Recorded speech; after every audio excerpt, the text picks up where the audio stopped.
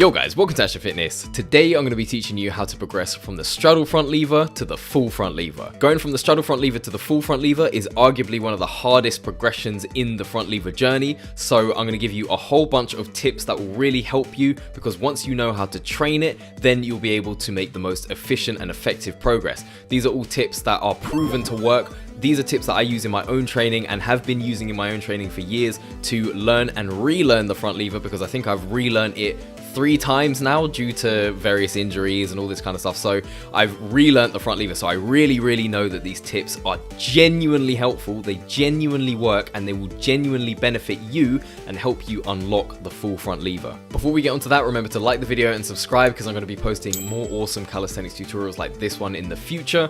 And of course, if you really enjoy the video, then make sure you share it with your friends on Facebook, X, Instagram, whatever your favorite social media platform is, so that they can learn how to front lever as well. Let's begin. So the first tip for progressing from the straddle front lever to the full front lever is to make sure that you get very comfortable holding the straddle front lever. This might sound like a really obvious tip. You might be thinking, obviously, I'm gonna have to be comfortable holding the straddle front lever before I can progress onto the harder variation. But a lot of people rush, including myself. When I was learning the front lever, I wanted to just unlock it. So I was just rushing, I was trying to put my legs together, and it just wasn't working. I wasn't training efficiently. And also, you never really want to rush any calisthenics progression, because it can also potentially result in injury. So you never want to rush. You just want to give your body time to adapt. Make sure that you get comfortable holding the straddle front lever first. Like, you want to be able to, when you get on the bar and you start holding it, you want to feel, of course, the front lever is a very intense skill. It will never, unless you master it and you get super good and super comfortable, and you can, but unless you get to that level, which is years and years and years of training it and already mastering the front lever, it won't feel like easy to do, but it should feel relatively comfortable. You know, when you're training the front lever progressions, how difficult they can feel, especially when you unlock a new one for the first time. If you transition from one to the other, let's say you transition from the tucked one leg front lever to the advanced tucked one leg front lever, you're feeling that difference. Like, you're shaking on the bar, you're like, boy, this is difficult to hold. So by now, at this stage of the front lever journey, you should know when it feels comfortable to hold versus when it doesn't feel comfortable to hold. So you need to get very comfortable holding that straddle front lever. When you get on the bar and you enter into that, it needs to feel like, yeah, I've got this. Like, you need to feel solid in the hold before you can start progressing, or even thinking about progressing onto the full front lever, because that will just make your journey much easier, and it will make it much easier to progress, because not only will you train the muscle memory that is involved in holding a skill like the front lever, but also it will help you to iron out any kinks in your front lever. So any kind of bent legs, or if you're not thrusting your hips up enough, and these are all tips that I'm going to cover in a moment, but if you're not pointing your toes, or if you're not flexing your quads and squeezing your glutes, like, take time to really iron out those kinks, really drive your hips up, make sure that line is nice and straight, really get solid in that straddle front lever, because it will just make it so much easier to progress, because you'll have that movement ingrained in your muscle memory. So when you start closing your legs over time, then you'll be able to do so more efficiently, more effectively, with a straighter line and with better form. So it's really important to get super comfortable holding a straddle front lever first, and then over time you'll be able to reduce the distance between your legs and slowly close them over time. More on this later, but for now, the second tip is to squeeze your glutes. This is a very secret and low-key tip that you never really hear in front lever tutorials. Maybe you hear it now. To be honest, I don't really watch calisthenics tutorials much anymore, but I remember when I was first watching them back in the day, you never heard this tip. There was only one guy who told me about this, and it was Frank Madrano. I said told me about this, like my man directly addressed me, you know. He was talking to someone else in the video, and he said, oh yeah, when I front lever, I squeeze my glutes. And he just mentioned it as a aside, like an offhanded comment. And I was like, oh, I've never heard that before. Let me try that. And as soon as I did that, boy, I felt the difference, and you will too. So when you're holding that straddle front lever, make sure you're squeezing your glutes. It might feel a bit alien at first, because it's kind of like, what do the glutes have to do with holding a front lever? But they lock your body into place. They lock your lower body into place, and they give you extra strength. It reinforces your body. It's like almost like, when I do a front lever, I like to visualize like a steel rod going through my body, and I like to visualize my body just being reinforced by that steel rod. So when I'm holding holding it, I'm really squeezing everything, including my glutes, and I feel like squeezing my glutes helps me to reinforce that steel rod within me.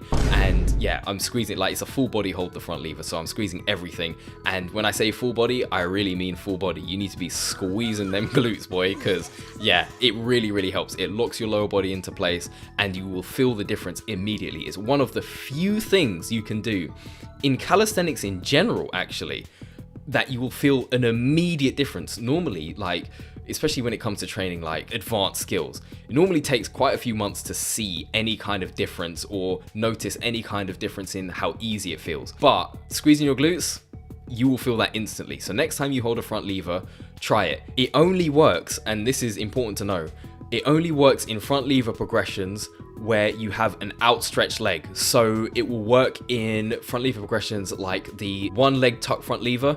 It will also work in the one leg advanced tuck front lever, and it will work in the straddle front lever and in the full front lever as well.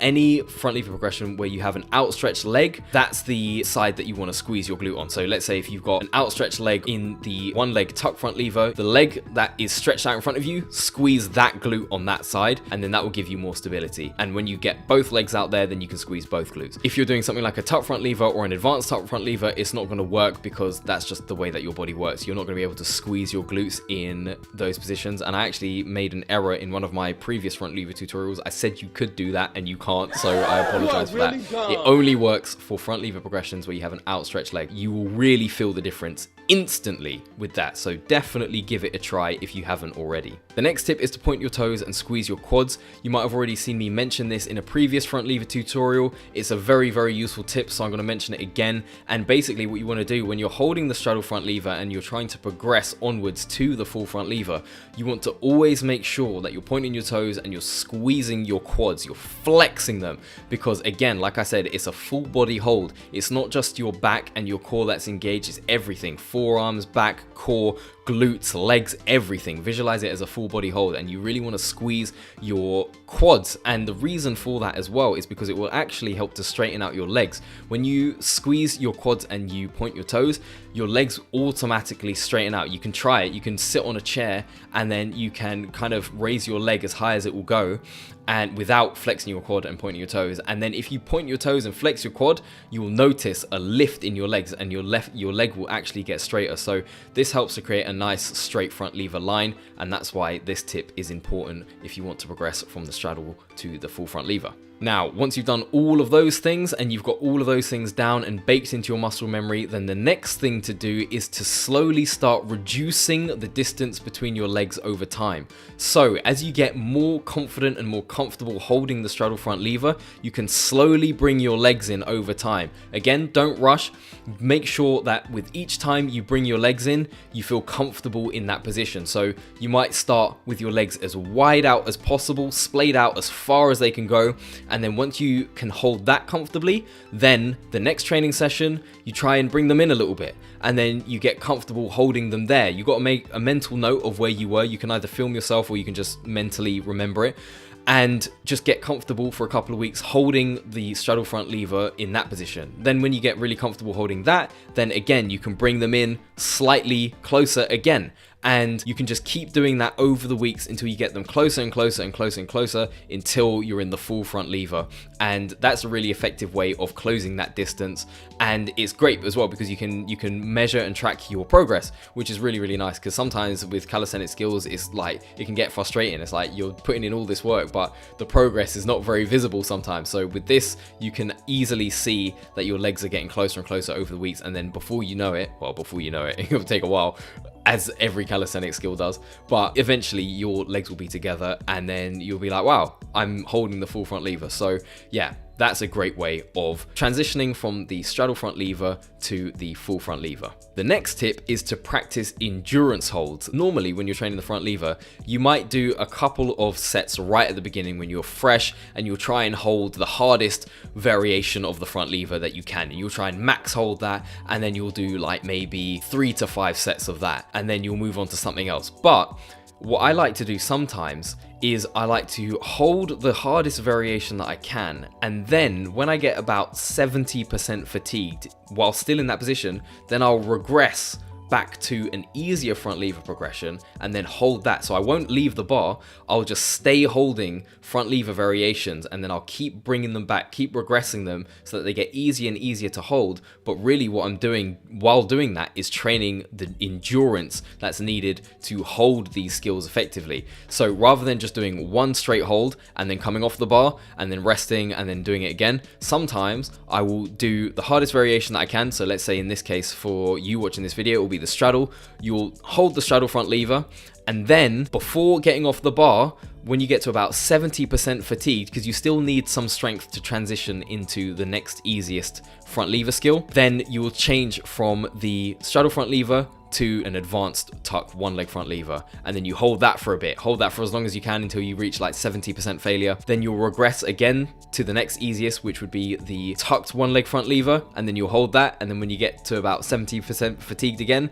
then you'll regress to the advanced tuck front lever, and then you'll regress as far back as you want. You can regress all the way back to the tuck front lever if you want to. I typically tend to regress about 2 or 3 progressions because by this time, if you're doing the straddle front lever, you can already hold a tuck front lever and advanced tuck front lever pretty well, so you might not need to regress that far back. But it's a great exercise and a great way to build the endurance that you need to hold the more advanced variations, because when you start off with that straddle, then you're training your body to maintain that position, that straight line, that good form. You're training your body to hold that for longer periods of time, so that next time when you go to hold the straddle front lever, it's going to be a little bit easier because it's going to be drilled into your muscle memory. So that will give you, again, a very solid foundation for progress in the future when it comes to holding more advanced front lever variations. The next tip, if you want to progress from the straddle front lever to the full front lever, is to practice it regularly. If you're watching this video, you're already probably quite serious about your training. You probably already know how to train effectively for you and your body,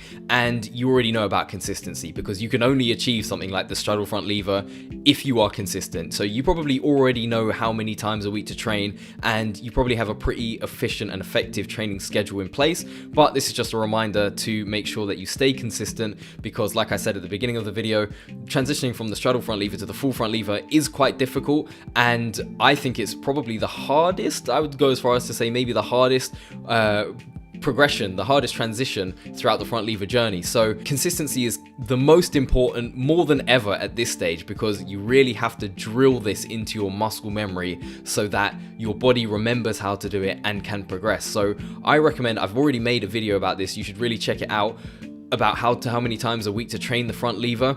I recommend 2 to 3 times a week, and then you can still have time in between to recover. But even 2 times a week, that will still be enough to drill the movement into your muscle memory, to really drill it, because that's the thing, it's such an alien movement to your body. Like, your body's not used to holding these crazy extreme positions, so you really have to drill it in. You have to force your body to remember it, and you can only do that by being consistent. So make sure you're staying consistent with your front lever training. If you want to progress onto the straddle to the full, then make sure that you are training it at least twice a week. Another tip that I mentioned in a tutorial way back is to practice a mixture of statics and dynamics. So statics are basically stationary skills that you just hold. You hold a fixed position for a period of time, and then dynamic skills are skills that involve movement. Really, I know if you want to be super pedantic, like I know statics are like front levers and planches, and dynamics are kind of like 360s on the bar and all that kind of stuff.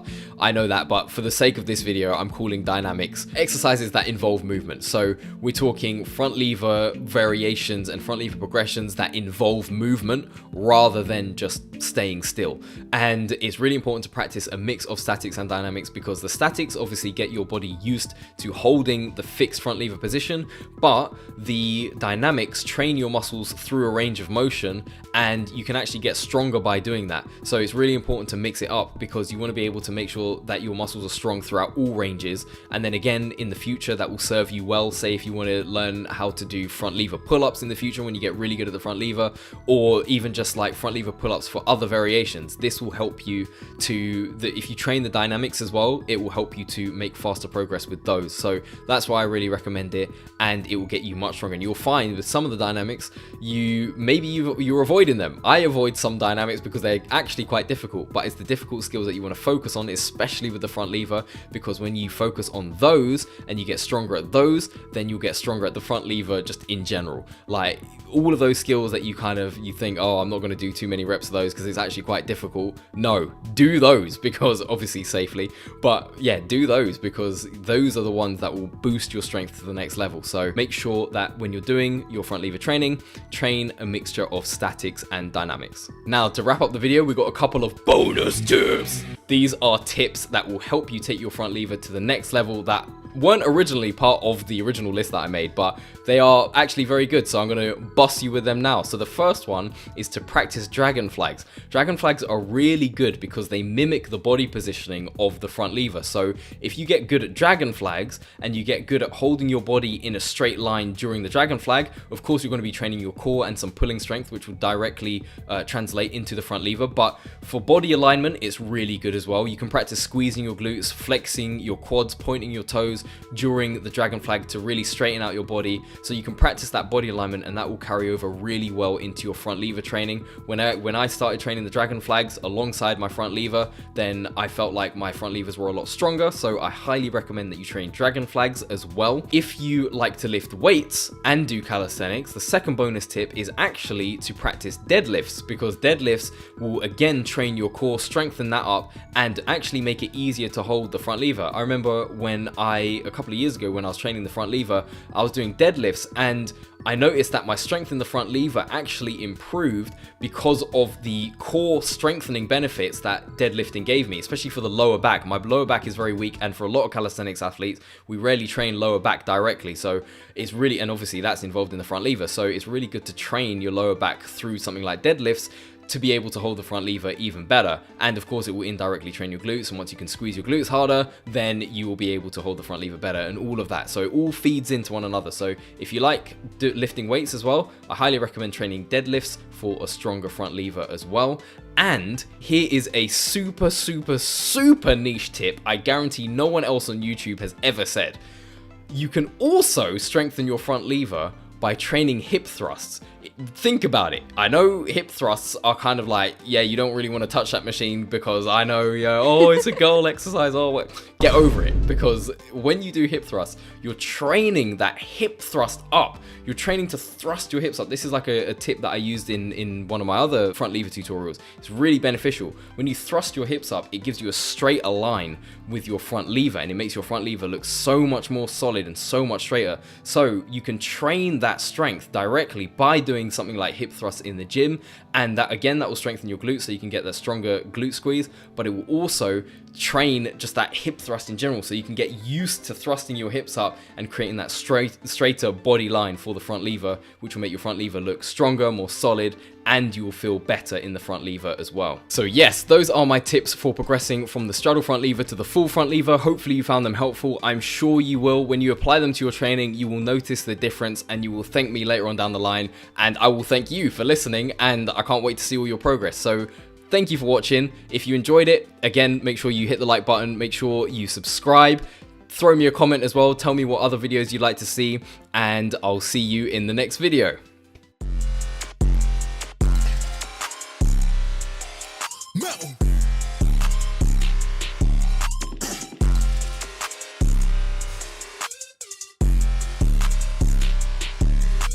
Super Saiyan God when I'm in trap. Super Saiyan God when I'm in my trap. Super Saiyan God.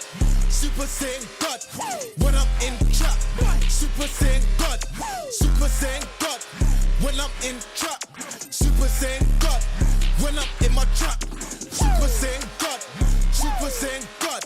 Super Saiyan God when I'm in my trap. Super Saiyan